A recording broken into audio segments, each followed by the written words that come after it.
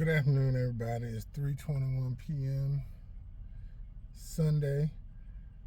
I just wanted to get on here and say my web page is going crazy. I had 57 visitors in like the last 10 minutes, and I'm out of wood. I can't help these people, and it really depresses me. What do some of y'all do if y'all are wood producers when you just can't handle the load? I think I need to go on my website and say that we cannot no longer service anybody, because they're gonna click on my web page, then they're not gonna get me, and then it's gonna look like I'm out of business. I don't know, but I just wanted to say that, excuse me, that when you wait to the last minute before you say you need firewood, nobody's gonna jump through hoops. And if they do jump through hoops, you're gonna pay a dearly price to get some wood in your yard if you ask for somebody to deliver wood right before a snowstorm.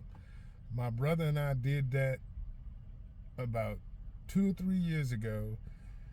I had a lot of customers up in Columbia, Maryland, and this lady begged me to bring her a truckload.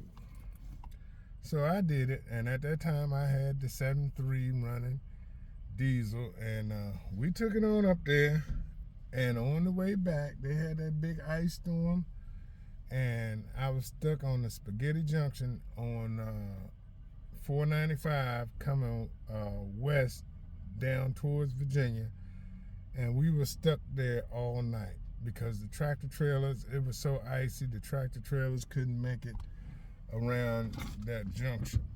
So everybody was stopped. I mean, we didn't have cigarettes, we didn't have anything. Luckily, the truck was full of diesel fuel, and we stayed warm in there.